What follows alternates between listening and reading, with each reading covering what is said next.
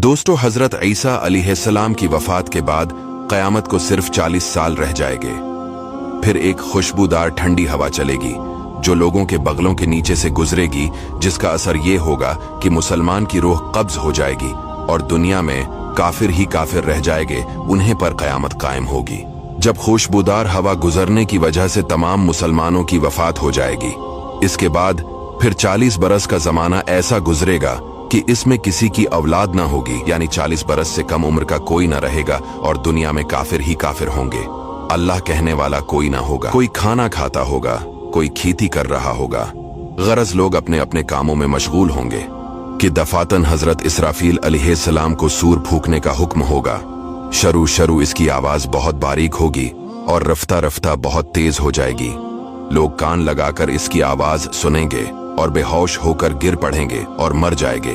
आसमान, जमीन, पहाड़, यहाँ तक कि सूर और हजरत इसराफील और तमाम मलाइका फना हो जाएंगे। इस वक्त उस अल्लाह के सिवा कोई ना होगा। वो फरमाएगा, आज किसकी बादशाहत है? कहाँ है जब्बारीन, कहाँ है मुतकब्बरीन?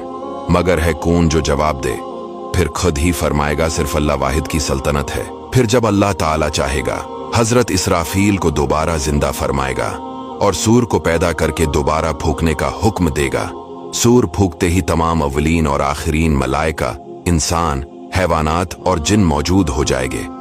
सबसे पहले हुजूर सल्लल्लाहु अलैहि वसल्लम अपने कब्र मुबारक से यूं बरामद होंगे कि दाहिने हाथ में सिद्दीक़ अकबर का हाथ, बाएं हाथ में फारूक आज़म। फिर मक्का और मदीना के मकाबिर में जितने मुसलमान दफन है, सबको अपने हमराह लेकर मैदान हशर में तशरीफ ले जाएंगे।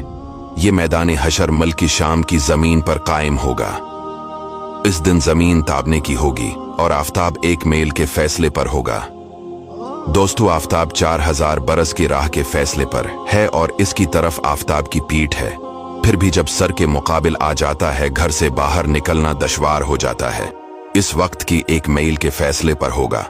तेज और गर्मी का क्या पूछना, और अब मिट्टी की जमीन है, मगर गर्मियों की धूप में जमीन पर पांव नहीं रखा जाता। इस वक्त जब ताबने की होगी और इस कदर से पसीना निकलेगा, 70 गुज जमीन में जज्ब हो जाएगा। फिर जो पसीना जमीन ना पी सकेगी, वो ऊपर चढ़ेगा। किसी के टखनों तक होगा, किसी के घटनों तक, किसी के कमर, किसी के सीने तक, किसी के गले तक, और काफिर के मुंह तक चढ़कर मिसले लगाम के जगड़ जाएगा, जिसमें वो डबकियां खाएगा।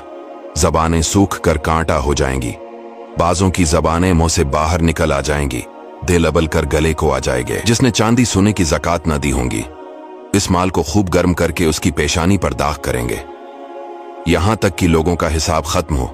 फिर बावजूद इन मुसीबतों के कोई किसी का परेशान हाल ना होगा। भाई से भाई भागेगा, माँ बाप औलाद से पीछा चढ़ाएंगे, बीबी बच्चे अलग जान चराएंगे। हर एक अपनी अपनी मुसीबत में गिरफ्तार, कौन किसी का मददगार होगा। दोस्तों, ये है महशर का दिन। इसके बाद लोग तमाम नबियों के पास मदद के लिए पुकारेंगे, लेकिन कोई मदद नहीं करेगा सिवाय हमारे प्यारे आका सल्लल्लाहु अलैहि वसल्लम के। इसीलिए दोस्तों, अपने नबी सल्लल्लाहु अलैहि वसल्लम से मोहब्बत कीजिए। हुजूर पेशे हक मज़दा शिफात का सुनाते जाएंगे, आप रोते जाएंगे, हमको हंसाते जाएंगे। दोस्तों, इस वीडियो को शेयर जरूर कीजिएगा।